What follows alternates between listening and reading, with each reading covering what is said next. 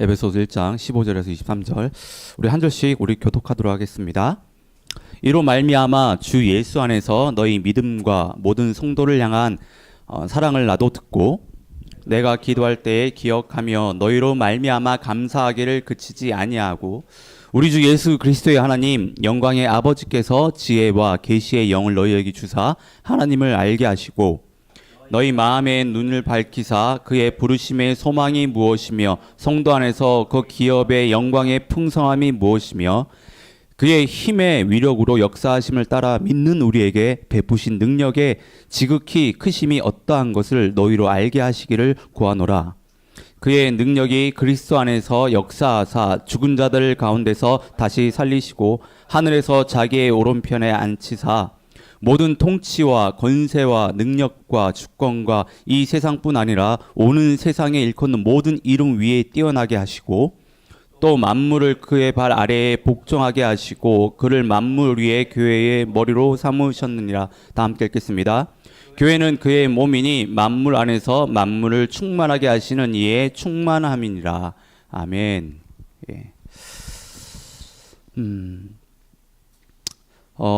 여러분 아는 것이 힘이다라는 그 격언을 한 번쯤은 좀 들어보셨을 것입니다. 아는 것이 힘이다. 지금 저희가 세상을 살면서 느끼는 거지만 아는 것이 힘이다라는 것을 참 많이 느낍니다. 예. 특히 뭐 캐나다에 뭐 유학이라든지 뭐 아니면 뭐 이민을 처음 왔을 때 저희가 몰라서 하지 못하고 몰라서 생고생하는 그 일들 또 몰라서 또 피해보고 또 다른 사람들에게 뭐 호구 잡힌 일들이 얼마나 많이 있습니까? 처음에 캐나다에 유학이나 이민을 온 사람들이 다른 사람들에게 이제 뭐 호구를 잡힌다든지 아니면 사기를 많이 당하는 것은 몰라서 그렇습니다. 몰라서. 예. 알면 안 그러는데, 예. 알면 안 그러는데, 예. 몰라서 그런 거예요. 그러니까 이런 걸 생각해 보면 정말 아는 것이 힘인 것 같아요. 예. 근데 또 이런 이야기도 한번 좀 들어보셨을 거예요. 예. 모르는 것이 약이다. 예. 모르는 것이 약이다. 이는 아는 것이 적을수록 좋다는 의미를 가진 속담입니다. 요즘 사람들은 뭐 어떤 일에 대해서 정보가 많으면 참 좋다라고 생각을 해요. 그래서 많은 정보를 모으기 위해서 노력을 하는데, 근데 문제는 이 많은 정보가 오히려 사람들에게 많은 부담을 안겨준다라고 하는 거죠. 뭔가 결정하고 선택을 잘하기 위해서 정보를 모으는데 오히려 많은 정보가 그 선택들을 주저하게 한다라고 하는 겁니다.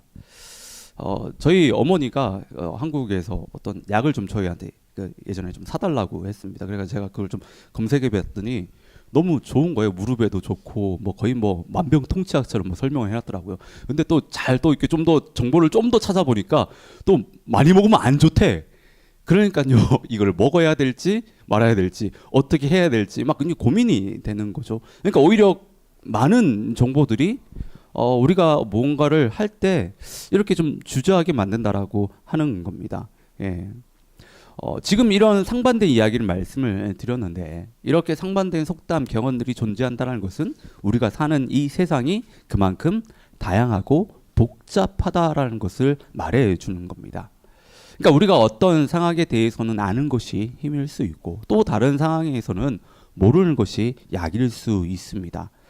우리가 이제 이것을 잘 분별하면서 살아가는 것이 이 지혜라고 할 수 있습니다. 예. 근데 여러분 신앙에 있어서만큼은요 모르는 것이 약이 아니라 모르는 것이 병입니다. 예. 신앙에 있어서만큼은. 그러니까 바꿔 이야기하면 신앙은 아는 것이 힘입니다. 예. 그러니까 우리가 하나님을 믿는 것에 있어서 그것이 무엇이 됐든 간에 그것을 알기 위해서 그것도 저희들이 제대로 알기 위해서 노력을 해야 돼요. 예. 우리가 신앙생활이 어려운 그 이유들 중에 하나는 모르기 때문이에요. 잘 모르기 때문에. 알면 우리 신앙이요 쉽게 흔들리지 않을 수 있고 또 신앙의 많은 문제들이 해결이 됩니다. 그래서 신앙과 관련된 거는 아는 것이 정말로 중요합니다. 예. 바울이 총 3번의 이제 전도 여행을 했는데 바울이 전도 여행을 하면서 방문했던 도시들 중에 가장 오래 머물러 있었던 도시가 바로 에베소입니다. 에베소. 에베소는 당시에 새로운 로마라고까지 불릴 정도로 엄청나게 발전했던 그런 도시였어요. 물론 우상 숭배가 만연했고 하나님을 믿지 않는 사람들이 대다수였고 그리고 예수님을 믿는 그 사람들을 핍박했던 도시였습니다. 그러니까 바울이 에베소에서 3년을 머물면서 복음을 전하고 또 하나님의 교회를 세우고 또 성도들을 양육했는데 이 에베소서는 바울이 감옥에 있었을 때 에베소 교회에게 보낸 편지입니다. 바울은 이 편지를 통해서 에베소 성도들을 격려하고 위로하기 위해서 이 편지를 쓴 거예요. 그래서 먼저는 바울은요, 오늘 본문의 앞부분은 저희가 뭐 읽지는 않았지만 에베소 성도들에게 하나님으로부터 하늘에 속한 그 신령한 복을 받았다라고 이야기를 합니다. 예, 그래서 신령한 복을 주신 그 하나님을 찬양해야 되고 영광을 올려드려야 된다고 이런 이야기를 해요. 그리고 오늘 본문에서 바울은요, 신령한 복을 받은 성도들을 위해 내가 밤낮으로 쉬지 않고 기도하겠다라고 이야기해요. 기도하겠다라고. 여러분, 여러분들이 바울이라고 생각을 한다라고 한다면 여러분들은 에베소 교회와 성도들을 위해서 어떤 기도를 하시겠습니까? 어떤 기도를 하시겠습니까? 에베소에 있는 그 교회를 위해서, 아니면 그 성도들을 위해서. 에베소 교회가 뭐 부흥되는 거, 바울이 에베소 교회를 부흥시켜 주십시오 하나님. 아니면 뭐 에베소 교회의 어떤 재정적으로 뭐 여유 있게 해달라고, 아니면 에베소 교회에서 지금 감당하고 있는 여러 어떤 그 사역들을 정말 힘 있게 이뤄달라고. 본문을 보시면 아시겠지만 바울은 이런 기도하지 않습니다. 물론 방금 말씀드린 그 기도 제목들이요, 잘못됐다라고 말씀드린 것이 아닙니다. 이 오해하시면 안 됩니다. 교회의 부흥을 위해서 우리는 기도해야 됩니다. 그리고 뭐 교회 재정이라든지 아니면 교회 세학들을 위해서 우리가 반드시 그 기도를 해야 합니다. 근데 이것들보다 더 중요하게 먼저 기도해야 될 것이 있다라고 하는 거예요. 에베소 지역을 생각했었을 때 에베소 교회의 상황을 보면 교회가요, 이렇게 든든히 세워져 가고 또 성도들이 신앙생활 하기가 참 쉽지 않은 상황이에요. 이런 상황을 생각해 보면 교회의 부흥 이전에는 어떻게 보면 교회의 생존을 위해서 기도해야 되고 성도들이 믿음을 놓치지 않고 신앙생활을 잘할 수 있게 좀 하나님께서 지켜달라고 이런 또 기도를 해야 될 수도 있습니다. 그런데 바로 이런 기도가 하지 않아요. 이 기도 역시 하지 않습니다. 바울은 이것들보다 더 중요한 그 기도를 에베소 교회와 성도들을 위해서 하겠다라고 하는 거예요. 그 기도가 뭐냐면 아는 거예요. 아는 것. 아는 것. 에베소 교회와 성도들에게 아는 것을 위해서 내가 기도를 하겠다고 하는 거. 기도를 하겠다고 하는 거. 에베소 교회와 성도들이 알기를 기도하겠다라고 하는 겁니다. 여러분, 오늘 본문에서 바울이 하는 이 기도는요, 에베소 교회와 성도들만 필요한, 에베소 교회와 성도들만 해야 하는 그런 기도가 아닙니다. 이 기도는 힘들고 어려운 상황 속에서 하나님의 교회와 성도들이 성장하고 또 흔들림 없이 믿음의 길을 가는 데 있어서 반드시 필요한 기도입니다. 바로 우리 공동체와 우리에게 필요한 기도라고 할 수 있습니다. 저는 우리 모두가 오늘 좀 말씀을 듣고 오늘부터 교회와 지체들을 위해서 기도하실 때 좀 꼭 이 기도를 함께 해 주시기를 좀 부탁드립니다. 우리가 이 기도 제목을 붙들고 교회와 지체들을 위해서 기도할 때요, 지난 금요일 저희가 아들람 기도에서 몇몇 지체들이 나눠주셨던 것처럼 정말 그 교회 안에 정말 새로운 영적인 변화가 일어날 걸 저는 믿습니다. 여러분 좀 꼭 이 기도의 제목들을 가지고 함께 좀 중보해 주셔야 됩니다. 오늘 본문을 보시면 바울은요, 네 가지를 알기를 기도하겠다라고 해요. 네 가지를. 첫째는 17절에 나와 있습니다. 17절을 한번 다 함께 읽겠습니다. 17절입니다. 다 함께 읽겠습니다. 시작. 우리 주 예수 그리스도의 하나님 영광의 아버지께서 지혜와 계시의 영을 너희에게 주사 하나님을 알게 하시고. 바울은 지금 무엇을 알기를 기도하겠다라고 이야기하죠? 무엇을 알기를? 에베소 교회와 성도들이 하나님을 알기를 기도하겠다라고 하는 거예요. 하나님을 알기를. 자, 호세아서 4장 6절을 보면요, 내 백성이 지식이 없으므로 망하는 도다라고 이야기를 합니다. 다르게 이야기해 보면 하나님을 알지 못해서 망했다라고 하는 이야기예요. 여러분, 이 말씀은요, 하나님께서 이방인들에게 하는 이야기가 아닙니다. 이스라엘 백성들에게 하고 있는 이야기예요. 쉽게 이해가 안 되는 부분이 하나님의 말씀, 율법을 붙들고 그동안 살아왔던 이스라엘 백성들이잖아요. 근데 어떻게 이들이 하나님을 알지 못한다, 하나님에 대한 지식이 없냐라고 하는 거예요. 여러분, 지금 바울이 말하는 것도 그렇고요, 이 호세아 선지자가 이 이야기하는 것도요, 여기서 말하는 알다라고 하는 것은 어떤 일에 대한 어떤 객관적인 정보나 지식을 이야기하는 것이 아닙니다. 여기서 이야기하는 것은요, 경험적인 지식이에요. 경험적인 지식. 예. 제가 결혼 성경 공부를 시킬 때, 저랑 함께 결혼 성경 공부를 하신 지체들은 좀 아실 거예요. 결혼 성경 공부를 하면서 제가 처음에 한 2주 정도 정말 많이 강조하는 것이 있습니다. 정말 많이 강조하는 것이 있습니다. 예. 그것이 뭐냐면 상대방에 대해서 알아야 된다라고 하는 거예요. 상대방에 대해서. 예. 상대방에 대해서 끊임없이 공부해야 된다라고 하는 겁니다. 그러니까 연애를 하고 결혼을 할 때 대부분의 사람들은 상대방에 대한 그 객관적인 정보와 지식을 가지고 합니다. 연인들이 참 많이 착각을 하는 것이요, 상대방에 대해서 정말 잘한다라고 생각을 해요. 그래서 결혼을 하고 나서 많은 부부들이 갈등을 겪는 이 문제는 뭐냐면 내가 알고 있는 그 사람이 아니라고 하는 겁니다. 예. 그리고 속았다라고 이야기해요. 속았다라고. 예. 여러분, 남녀가 1년을 교제한다라고 했었을 때 실제 만나서 데이트하고 전화통화하고 하는 시간이 얼마나 될 거라고 생각하십니까? 얼마나 될 거라고 생각하세요? 남녀가 1년 동안 하루도 빠지지 않고 3시간씩 만났다고 가정을 했었을 때요, 45일밖에 되지 않아요. 1년이 365일이잖아요. 45일밖에 되지 않아요. 그런데 여러분, 매일 데이트해요? 한 3시간씩? 그렇게 했었습니까? 매일 한 3시간씩 그렇게 전화통화 하셨나요? 아니라고 하는 거예요. 예. 그러니까 제가 지금 말씀드리고 싶은 것은 사람들은요, 생각보다 상대방에 대해서 잘 알지 못하고 결혼합니다. 상대방에 대한 객관적인 정보와 지식, 그 짧은 만남 속에서 느껴지는 그 감정과 그 마음, 그리고 그 안에서 습득되어지는 그 정보를 통해서 상대방이 이런 사람이구나, 혼자 스스로 착각해서 결혼하는 거예요. 잘 안다라고 생각해서 이런 사람이면 내가 결혼할 수 있겠다, 만날 수 있겠다. 근데 아니라고 하는 겁니다. 네. 그것은요, 그 사람에 대해서 알았던 거야. 대해서. 예. 결혼을 하면 이제 진짜 그 사람의 실제를 알게 됩니다. 예. 결혼 생활을 경험하면서 그 결혼 생활을 통해서 그 사람이 진짜로 어떤 사람인지를 알게 된다고 하는 거예요. 근데 우리가 하나님을 아는 것도 마찬가지입니다. 바울은 에베소 성도들이요, 단지 하나님에 대한 그 객관적인 정보와 지식을 알기를 기도한 것이 아닙니다. 하나님과 개인적이고 인격적인 그 친밀한 관계를 통해 그 안에서 경험되어진 그 하나님을 알기를 기도하는 거예요. 예. 여러분, 하나님에 대해 아는 것과 하나님을 아는 것은요, 하늘과 땅 차이가 있어요.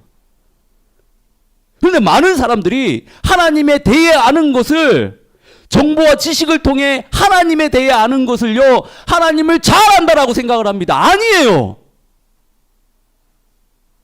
하나님을 아는 것이 아니에요. 저희가 조금 전에 봤던 호세아서 말씀이 그것을 이야기해 주는 거예요. 호세아서에서 말하는 이스라엘 백성들이 망하는 이유가 뭡니까? 이스라엘 백성들이 하나님에 대해 아는 것이 부족해서 망한 것이 아닙니다. 그들은 하나님에 대해 아는 것은 많았지만 실제로 하나님을 알지 못했다라고 하는 거예요. 하나님에 대한 객관적인 정보와 지식들은 그들은 알고 있었지만 그들의 삶을 통해서 경험되어진 그 하나님, 그 진짜 하나님이 없었다라는 거 하는 겁니다. 그래서 망했다라고 하는 거예요. 예. 우리는 하나님에 대해 아는 것이 아니라 하나님을 알아야 돼. 하나님을. 예. 우리가 하나님을 제대로 알기 위해서는요, 많은 노력들이 필요합니다. 분명 객관적인 정보와 지식도요 필요해요. 하지만 그게 다가 아니라 그것을 바탕으로 우리 삶에서 하나님을 경험할 때 하나님을 알게 되는 거예요. 알게 되는 거. 예. 근데 이때 우리에게 가장 필요한 게 있습니다. 그게 뭐냐면 17절에서 이야기합니다. 지혜와 계시의 영이라고 하는 거예요. 이걸 좀 다르게 이야기해 보면 성령입니다. 성령이 필요하다고 하는 거예요. 예. 자, 여러분, 성령님은 하나님의 그 모든 것을 다 알고 계시는 분이십니다. 예. 성령이 우리 가운데 역사해야지만이 우리는요, 하나님을 제대로 알 수 있습니다. 우리 인간의 어떤 노력으로는, 우리가 가지고 있는 어떤 힘과 그 능력으로는요, 우리는 하나님을 제대로 알 수 없습니다. 왜냐하면 우리는 죄인들이었기 때문에, 죄인이기 때문에 그렇다고 하는 거예요. 그러면 우리는 왜 하나님을 알아야 될까요? 예. 여러분, 우리는 하나님을 믿는 사람들이에요. 근데 이 믿음의 확신은 아는 것에서 시작됩니다. 아는 것에서. 제대로 알지 못하면요, 확신할 수 없어요. 제대로 알지 못하면. 예. 잘 알지 못하면요, 믿음이 흔들릴 수밖에 없습니다. 잘 알지 못하면. 예. 많은 신앙인들이 신앙생활 하면서 믿음이 흔들리는 이유는요, 신앙생활을요, 어떤 느낌이라든지 아니면 감정, 아니면 그 마음에 의존하기 때문이에요. 그것들 위에 내 믿음을 올려놓기 때문에 그렇다고 하는 겁니다. 이게 정말 위험한 신앙입니다. 우리는 하나님을 아는 그 경험되어진 그 지식들 그 위에 우리의 믿음을요, 올려놓아야 돼요. 그래야 우리의 신앙이 흔들리지 않을 수 있고 확신을 가지고 신앙생활을 할 수 있다라고 하는 겁니다. 예. 우리 신앙은 그렇습니다.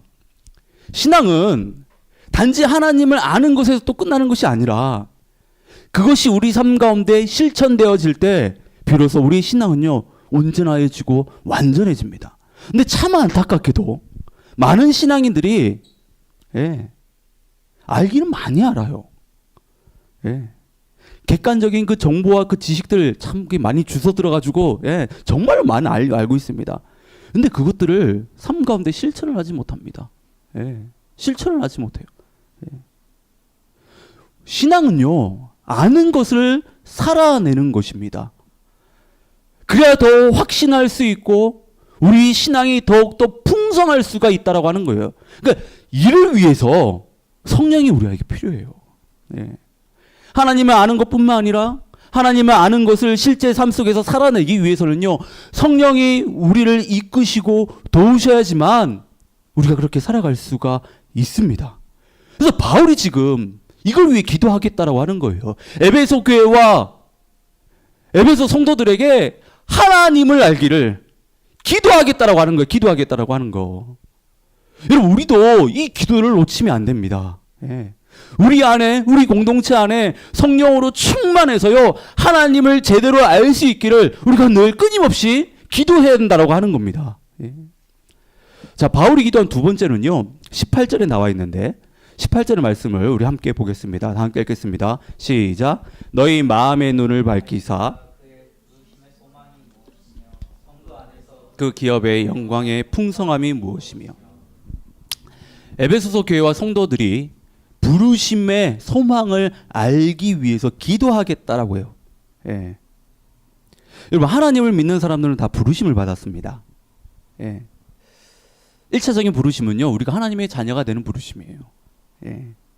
그리고 하나님은요, 에베소 교회와 성도들 뿐만 아니라 저와 여러분들에게 각자의 부르심을 다 주셨습니다.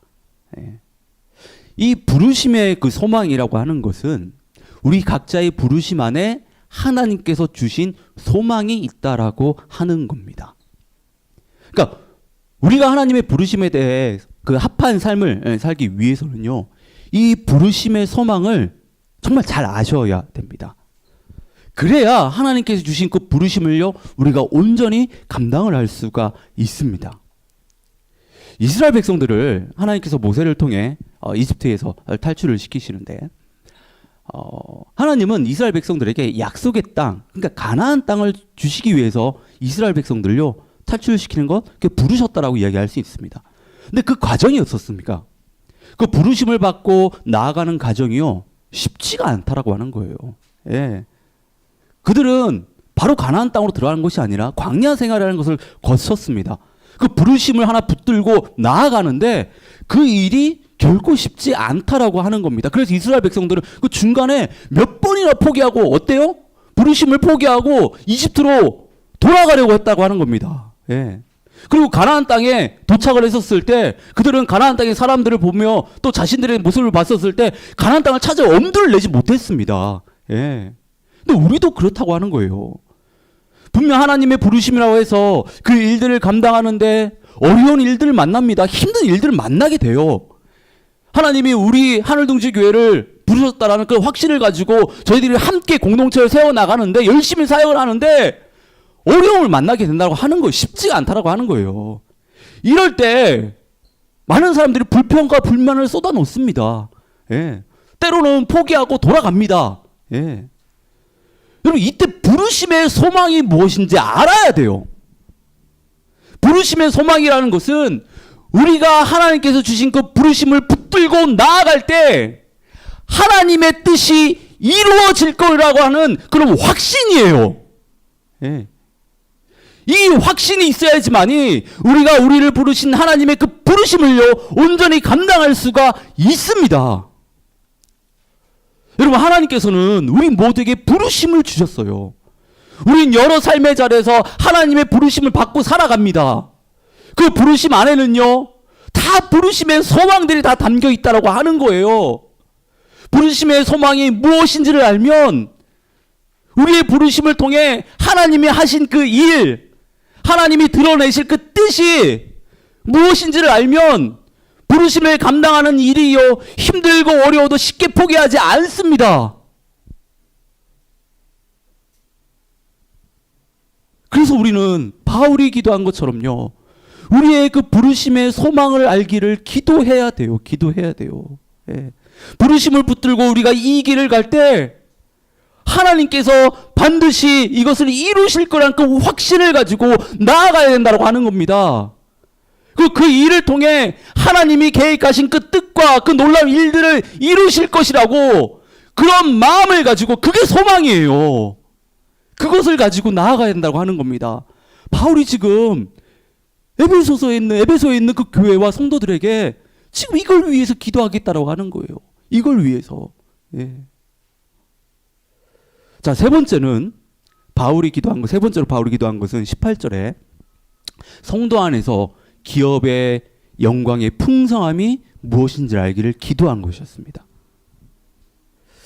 자, 여기서 기업은 상속을 말하는 것인데 하나님께 받는 유산을 이야기하는 겁니다. 우리가 하나님의 자녀가 되었었을 때 우리에게 주어진 그 축복들 가운데 하나는요 하나님의 유산을 물려받는 그런 상속자가 됐다라고 하는 겁니다. 죽을 수밖에 없는 죄인인 우리를 구원해 주신 것만 해도 너무나도 감사한데 하나님의 자녀를 삼아 주신 것만 해도 정말 엄청난 은혜가 아닐 수 없는데 하나님은요 이런 우리에게 하나님의 기업 그 유산을 주시겠다라고 하는 거예요. 예. 자, 우리가 받을 하나님의 기업은 이 세상에 있는 것들과는 비교가 될 수 없습니다. 예. 찰스 스펄전 목사님은 우리가 훗날에 천국에 가서 누리게 될 영광이 생각보다 성경에 많이 묘사가 되어 있지 않다라고 그런 이야기를 하세요. 그러니까 이는 그만큼 우리가 천국에서 누리게 될 그 기업 그것이 우리 인간이 상상할 수 없을 정도로 크다라고 하는 그 이야기입니다. 예. 근데 많은 신앙인들이 생각보다 기업의 풍성함에 대한 이것에 대한 별로 그런 감흥이 없어요. 예.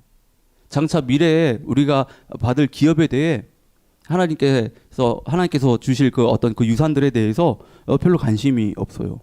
예. 한번 여러분 잘 생각해 보십시오. 예. 사람들은 먼 미래에 있는 것보다 어때요? 지금이 중요하거든요. 내가 지금 땅을 딛고 살아가는 지금이 중요하다라는 생각을 합니다. 예. 그렇기 때문에 먼 미래에 어떤 내가 천국 가가지고 그건 아무 관심이 없어 지금. 예. 근데 이게 문제가 있는 거예요. 이게 분명 문제가 있는 겁니다. 이거는. 근데 여러분, 우리가 분명히 알아야 되는 것은 우리는 먼 미래에 분명 우리가 천국에서 훗날에 하나님께 받을 그 유업이 분명히 있습니다. 예. 근데 그것만 있는 것이 아니라 우리가 지금 살아가는 삶의 그 삶 속에서도 하나님의 자녀로 누리는 그 기업의 풍성함이 있다라고 하는 겁니다. 단지 미래에 있는 것만이 아니라 이 땅에서 하나님께서 주시는 그 기업의 풍성함이 있습니다. 우리가 이 세상을 살면서 하나님의 자녀로 누리는 그 기업의 그 풍성함을 알기 위해서는요, 마음의 눈이 밝아져야 돼요. 근데 영적인 눈이 띄어져야 됩니다. 우리 마음의 눈이 어두워져 있으면, 영적으로 또한 어두워져 있으면 우리는요, 하나님이 주시는 이 땅에서 주시는 그 기업의 풍성함을 우리는 볼 수 없습니다. 하나님이 우리 가운데 일하시는 걸 우리는 볼 수 없습니다. 우리의 상황만 보이고 우리의 문제만 보일 뿐이에요. 영적인 눈이 열려야지만이 세상이 볼 때 정말 답 안 나오는 상황 속에서도 그 안에서도 우리는 기업의 풍성함을 누릴 수 있고 우리가 볼 수 있다라고 하는 겁니다. 우리의 이 마음의 눈이 우리가 밝아지기 위해서는요, 우리에게는 성령이 필요해요. 성령이. 우리는요, 우리 스스로 그래 내 눈이 밝아지길 바라 막 이렇게 어떤 노력을 해도 절대 밝아질 수가 없습니다. 성령이 오셔서 우리를 도우셔야지만이 우리의 어두웠던 그 눈을요 이렇게 띄게끔 해 주셔야지만이 우리의 그 어두웠던 그 눈들이요 밝아진다라고 하는 거예요. 영적인 우리의 눈들이 띄어진다라고 하는 겁니다. 그래야지만이 지금 우리가 살아가고 있는 이 삶에서 하나님께서 주시는 그 기업의 그 풍성함을요 우리가 볼 수 있는 거고 우리가 누릴 수 있는 겁니다. 자, 마지막으로 바울이 기도한 것은요, 19절을 읽겠습니다. 19절입니다. 다 함께 읽겠습니다. 시작. 그의 힘의 위력으로 크심이 어떠한 것을 너희로 알게 하시기를 구하노라. 바울은 마지막으로요, 에베소 교회와 성도들이 하나님의 능력이 얼마나 큰지를 알기를 그걸 위해서 기도하겠다라고 합니다. 여러분들은 여러분들이 알고 있는 그 하나님의 능력치는 어느 정도 되십니까? 여러분들이 알고 있는 하나님의 능력치, 여러분들이 지금 살아가면서 경험했던 그 하나님의 그 능력은 그건 어느 정도 되십니까? 우리가 하나님께서는 뭐 전지전능하신 분이라고, 하나님은 이 세상에서 모든 것을 다 하실 수 있는 분이라고 고백들은 하죠. 그런데 그것을 우리는 실제 삶에서 정말 얼마나 의지하고 있고 얼마나 느끼며 또 경험하며 살아가고 있습니까? 한번 물어보셔요, 여러분 스스로에게. 나는 정말 하나님의 능력이 있다라고 이야기는 하는데 그 능력을 얼마나 내가 경험하며 느끼며 지금 살아가고 있는지. 여러분, 믿음 안에서 역사하시는 하나님의 그 능력은요, 정말 우리가 상상할 수 없을 정도로 크다라고 하는 거예요. 근데 우리는 이것을 정말 믿을 수 있어야 되고 우리의 삶에서요 실제로 경험할 수 있어야 합니다.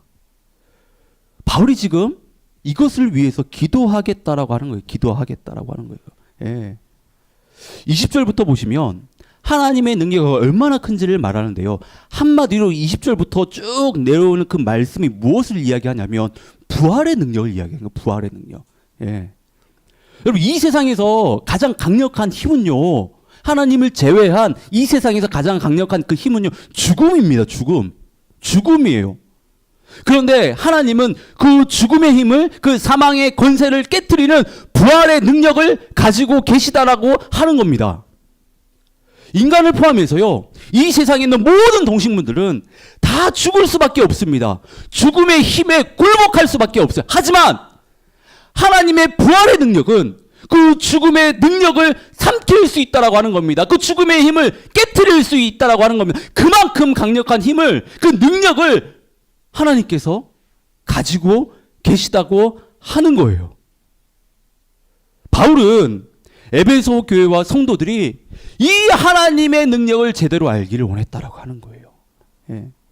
하나님의 능력을 제대로 알아야지만이 하나님을 붙들 수 있기 때문에, 하나님의 그 능력을 의지해서 살아갈 수 있기 때문에 힘들고 어렵고 정말 답 아름다운 상황 속에서도 소망을 가지고 살아갈 수 있기 때문에 이 하나님의 능력을 알기를 기도하겠다라고 하는 거예요.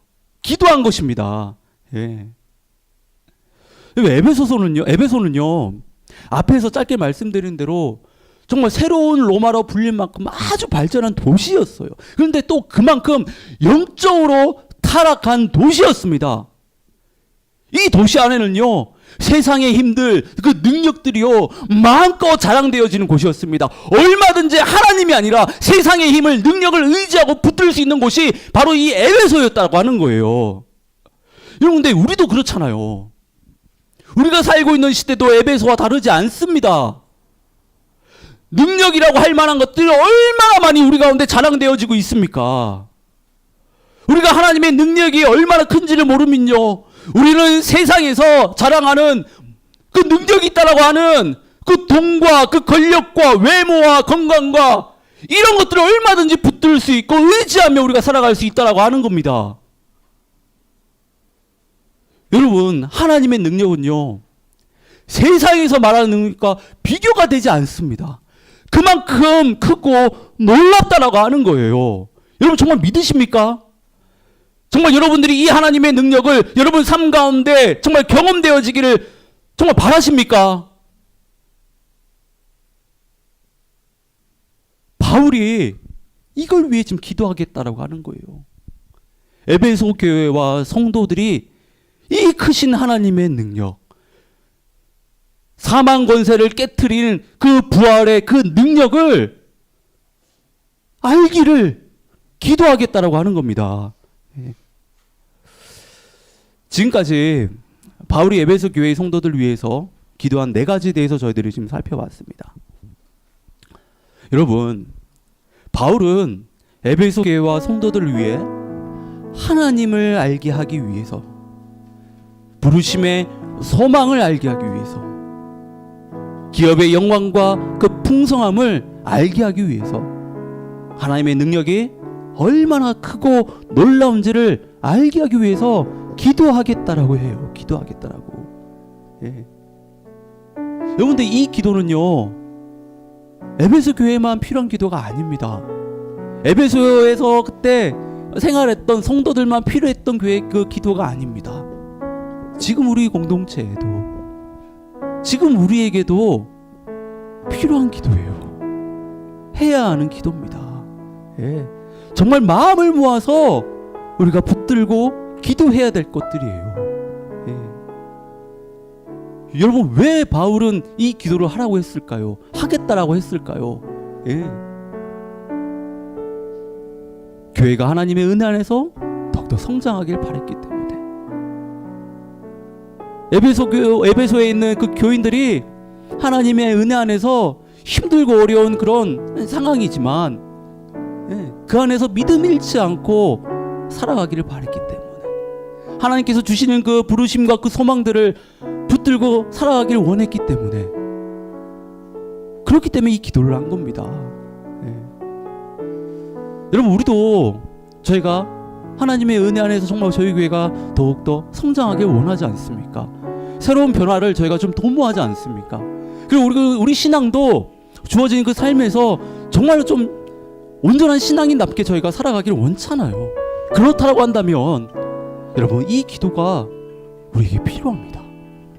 이 기도를 우리가 정말 마음을 다해서 함께 할 수 있어야 된다라고 하는 거예요. 그리고 여기에 덧붙여서 저희가 한 가지 더 기도해야 될 것은요, 성령을 구하는 기도입니다. 성령을 구하는 기도. 예. 하나님에 대해서 제대로 알기 위해서는요, 성령이 필요합니다.